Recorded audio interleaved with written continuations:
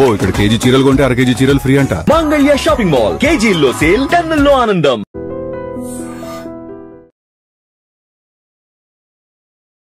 Sir ఇప్పుడు Trump versus Elon Musk ఎందుకు sir? గతంలో ఫ్రెండ్స్ అయ్యారు. ట్విట్టర్ ఆయన ఖాతాల్ని తొలగించిన తర్వాత దాన్ని ఎలాన్ మస్క్ కొనుక్కున్నారు, దాన్ని ఎక్స్ చేశారు.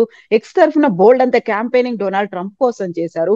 అలాంటి గుడ్ ఓల్డ్ ఫ్రెండ్స్ ఎందుకని ఈ మధ్యలో ఇంత గ్యాప్ వచ్చింది? ఒకరి మీద ఒకరు మళ్ళీ నేను సరికొత్తగా నేను ఒక కొత్త పార్టీ పెడతాను అని ఎలాన్ మస్క్ ఎందుకని అనౌన్స్ చేస్తున్నారు సార్? ఎలాన్ మస్క్కి ట్రంప్కి కొన్ని విషయాల్లో భావ సారూప్యం ఉన్నది. ఉదాహరణకి అక్రమంగా వలసలను అరికట్టాలి. ఉమ్, నిజానికి అమెరికాలో దేశంలో చాలామంది అన్ని పార్టీలు కూడా అంగీకరిస్తున్నారు. అధికారికంగా ఎలా ప్రకటించినా కూడా అది అందరూ అక్రమంగా వచ్చే వలసలను ఎలా మనం ఒప్పుకుంటాం? సక్రమంగా పద్ధతి అవును. ప్రకారం వస్తే సరే కానీ ఆ విషయంలో చాలా గట్టి ఏకాభిప్రాయం ఉంది. రెండోది, అమెరికాలో ఇటీవల కాలంలో ఒక భావం ఏం ప్రబలిపోయిందంటే ఉదారవాదం అన్న పేరుతో, లిబరల్స్ అన్న పేరుతో ఉమ్, ఓక్ సిద్ధాంతం అంటే చాలా అతి ఉదారవాదం, అతివాదం. ఉదాహరణకి ఒక మనిషి పుట్టుకతో మగ ఆడ అంది నిర్ణయం అవుతుందని మనందరం నమ్ముతున్నాం. అవును. ఎందుకంటే జన్యువుల దురీత్యా మగ ఆడ నిర్ణయం అవుతుంది. అలా కాదు, నేను ఎలా పుట్టినా కూడా, నేను మగవాడిగా పుట్టినా కూడా ఆడ అనుకుంటే నా ఆడ నాది నా నన్ను ఆడ చేంజ్ మనిషిగా చేసుకోవచ్చు. యా. గుర్తి చేంజ్ చేసుకోవడం వేరు, అలా ఉమ్, గుర్తించాలి మీరు. రెండోది, నాకు హక్కులన్నీ కూడా ఆడ మనిషిగా ఉంటాయి. ఉమ్, ఉదాహరణకి ఆటల్లో కూడా నేను జన్యురీత్యా మగవాడిగా పుట్టినా కూడా దేహదారుఢ్యం మగవాళ్ళకి సహజంగా ఎక్కువ ఉంటుంది కదా, అది ప్రకృతి నిర్దేశించింది. అది అవును. మనం అందుకనే మీరు చూడండి, రన్నింగ్లో కావచ్చు, లేకపోతే బరువులు ఎత్తడం కావచ్చు, మరో రంగంలో కావచ్చు, ఇప్పుడు కూడా మగవాళ్ళు కొంచెం ఎక్కువ ఉంటారు. శారీరక దారుఢ్యంలో మగవాళ్ళ ఆధిక్యత ఎక్కువ ఉంటుంది. ఇప్పుడు ఏ రంగంలో అయినా సరే అది మనం చూస్తున్నాం. ఉమ్, అది ఉన్నప్పుడు దాన్ని ఉపయోగించుకుని నేను కానీ ఆడపిల్లగా నేను పోటీ పడతాను, నాకు ఆ హక్కు ఉన్నది, నేను ఆడపిల్ల అనుకుంటున్నాను కాబట్టి, ఇలాగా ఉమ్, వెర్రితెరలు వేసింది. దాని పట్ల తీవ్ర వ్యతిరేకత అమెరికన్ సమాజంలో వచ్చింది. ఉమ్, అది ఎలాన్ మస్క్ కూడా చాలా తీవ్రంగా వ్యతిరేకం. ఎందుకంటే ఆయన కుమార్ కుమారుడే మరి మగపిల్లాడిగా పుట్టి ఆడపిల్లగా అనుకున్నట్టు, నాకు వివరం గుర్తులేదు, అవును సార్. అవును సార్. ట్రాన్స్జెండర్. ట్రాన్స్జెండర్ అతను అయ్యారు. చాలా తీవ్రంగా వ్యక్తిగతంగా మానసిక ఆందోళనకు గురైనాడు. ఆ రంగంలో కూడా ఆయనకి ట్రంప్కి పూర్తిగా ఏకాభిప్రాయం ఉన్నది. అలాగే ప్రభుత్వంలో చాలా వృధా ఉన్నది. ప్రభుత్వం ఉమ్, ఖర్చు అనవసరంగా అనుత్పాదక ఖర్చు పెరుగుతుంది, దాన్ని తగ్గించాలన్న విషయంలో పూర్తిగా ఇద్దరికి ఏకాభిప్రాయం ఉన్నది. ఇలా కొన్ని విషయాలు ఏకాభిప్రాయం వల్ల కలిశారు. ఉమ్, డెమోక్రాటిక్ పార్టీ పట్ల అతని వ్యతిరేకత వల్ల, వ్యక్తిగతమైనటువంటి తన కుమారుడి జీవితంలో జరిగిన సందర్భం వల్ల, వివిధ కారణాల వల్ల కలిశారు. కానీ మౌలికంగా ఇతర అంశాల్లో ఇద్దరికీ అసలు అభిప్రాయాలకి అది దక్షిణ ధ్రువం, ఉత్తర ధ్రువం. ఉమ్, ఉదాహరణకి ఇలాన్ మాస్క్ ప్రపంచంలోనే విద్యుత్ కార్లకి కీలకమైనటువంటి ఆ, ప్రయోగాలు చేసి దాన్ని పెంచడం కోసం దోహదం చేసిన వాళ్ళు నెంబర్ వన్ ప్రపంచంలో ఇలాన్ మస్క్. ఉమ్, అసలు ఇవన్నీ వద్దు, పాతకాలం పెట్రోల్ కార్లే కావాలని గట్టిగా అప్పటికిప్పటికి గట్టిగా వాదించేవాడు మన డొనాల్డ్ ట్రంప్. ట్రంప్. ఉమ్, ఈ గ్లోబల్ వార్మింగ్ ఏం లేదు, అసలు విద్యుత్ కార్లు అక్కర్లేదు, ఇదంతా వేస్ట్, మనకు ఆయిలే ఉమ్, కావాలా, గ్యాసే కావాలా అని చెప్పి నమ్మేవాడు. మౌలికంగా అసలు ఇద్దరికి పడదు ఆ విషయంలో. రెండోది, అక్రమ వలసలను అరికట్టాలి కానీ సమర్థులైన వాళ్ళు, మేధస్సు ఉన్న వాళ్ళకి ఇప్పుడు అమెరికా ఆలవాలంగా ఉన్నది. అమెరికాకి ప్రపంచమంతా అమెరికా ప్రపంచంలో ఉన్న మేధస్సును ఆకర్షిస్తోంది. దాన్ని కొనసాగించాలి, ఆకర్షించకపోతే అమెరికా నష్టపోతుందని వాదించేవాడు ఎలాన్ మస్క్. ఆయన సౌత్ ఆఫ్రికాలో పుట్టి ఆ రకంగా అమెరికా వెళ్ళినవాడు.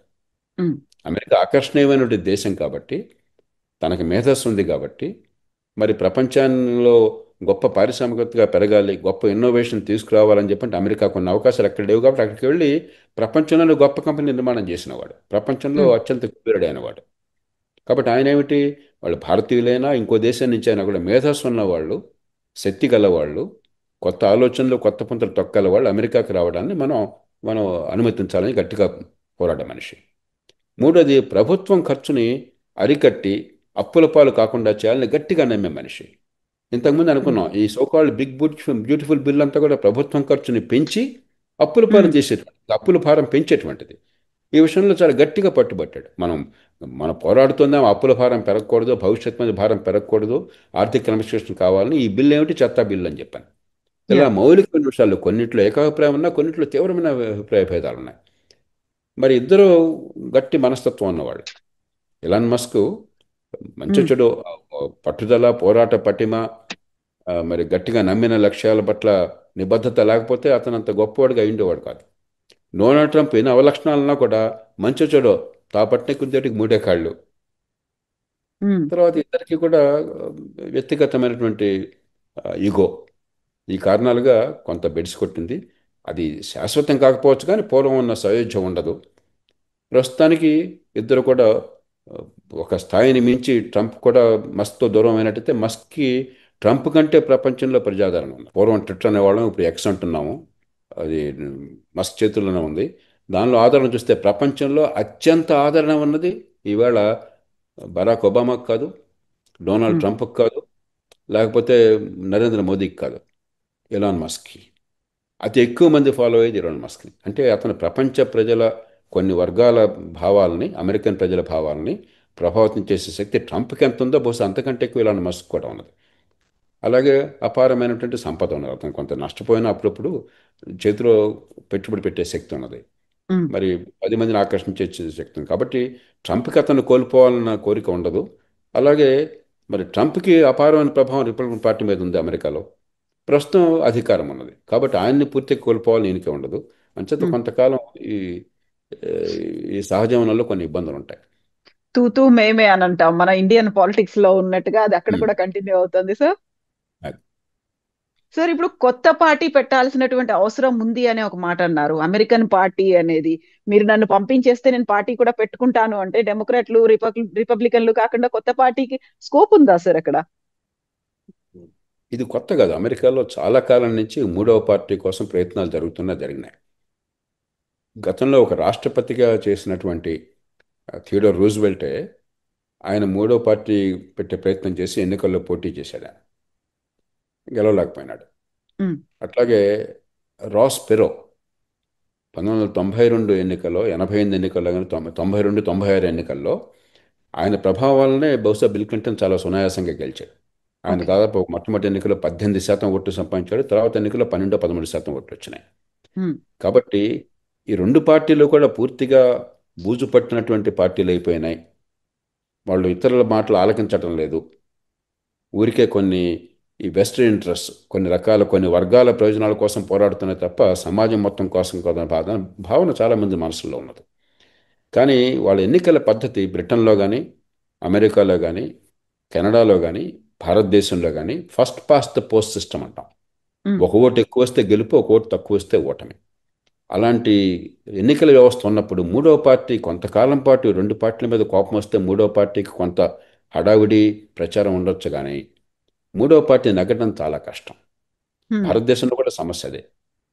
ఇప్పుడు ఉన్న పార్టీలు ఎంత దారుణంగా ఉన్నా కూడా రెండు ప్రధాన పార్టీల మధ్య పోరాటం తప్ప మూడవ పార్టీకి కొంతకాలం గొంతు ఉంటుంది, కొంత మాట వింటారు, కానీ నిజంగా ఓటు రాదు, చాలా కష్టం. ఒక పార్టీ ఉమ్, కనుక పూర్తిగా అంతర్ధానం అయిపోతే, కొన్ని సందర్భాల్లో ఒక పార్టీ పట్ల ప్రజల విముఖత ఎంత తీవ్రంగా పెరగవచ్చు అంటే ఆ పార్టీ ప్రజల మనసు నుంచి అంతర్ధానం కావచ్చు. అప్పుడు మూడో పార్టీకి స్థానం ఉండొచ్చు. అది అడపదడప మన దేశంలో రాష్ట్రాల్లో చూస్తున్నాం. ఆ, పంజాబ్లో ఆమ్ ఆద్మీ పార్టీ రావడం కానీ, ఢిల్లీలో రావడం కానీ, ప్రధానంగా ఏంటంటే కాంగ్రెస్ పార్టీ ఆ, మీకు ఢిల్లీలోనూ, అకాలీదళ్ ప్రజల మనసుల్లోంచి పంజాబ్లోనూ అంతర్ధానం అయిపోయింది. అప్పుడు ఆమ్ ఆద్మీ పార్టీ రెండు పార్టీలు ఒకటిగా వచ్చింది. అలా అరుదైన సందర్భాల్లో ఒకప్పుడు అస్సాంలో అస్సాం గణ పరిషత్ ఉమ్, ఉన్న పార్టీలు ప్రజల మనసులో అంతర్ధానం కావడం చేత అస్సాం గణ పరిషత్ వచ్చింది. అట్లాగా అరుదుగా రావచ్చు తప్ప దేశం మొత్తం రావడం చాలా కష్టం. మన ఎన్నికల వ్యవస్థలో మూడవ పార్టీకి పెద్దగా స్థానం ఉండదు. కాకపోతే మూడవ పార్టీ బలమైన ఎజెండా తీసుకొచ్చినట్టయితే దాన్ని ఈ ప్రధాన పార్టీలు ఆ, దాన్ని సొంతం చేసుకుంటాయి. ఉదాహరణకి రాస్ పెరో 1992 ఎన్నికల్లో ఈ బడ్జెట్ని బ్యాలెన్స్ చేయటము, అప్పుల ఉమ్, భారాన్ని పెంచకుండా కాపాడటము, ఆర్థిక క్రమశిక్షణ పాటించడం ప్రధాన అంశంగా తీసుకొచ్చాడు. దాన్నే బిల్ క్లింటన్ పూర్తిగా సొంతం చేసుకుని ఆయన నిజంగా అమెరికన్ చరిత్రలో గత 30 ఏళ్లలో బడ్జెట్ని బ్యాలెన్స్ చేసిన వాళ్ళు ఎవరైనా ఉన్నారు, అప్పుల భారం తగ్గించే ప్రయత్నం చేసిన వాళ్ళు అంటే బిల్ క్లింటన్. ఉమ్. కాబట్టి ప్రజల్లో ఆదరణ ఉన్నది, 10-15% ఓట్లు పడుతున్నాయని కానీ ఆయన దాన్ని సొంతం చేసుకుని దానికోసం ఆ ఓట్లు ఆయన సొంతం చేసుకోగలిగాడు. ఆ రకంగా ప్రజాస్వామ్యం మార్పు వస్తుంది తప్ప కొత్త పార్టీ వచ్చి విజయం సాధించడం దాదాపు అసాధ్యం.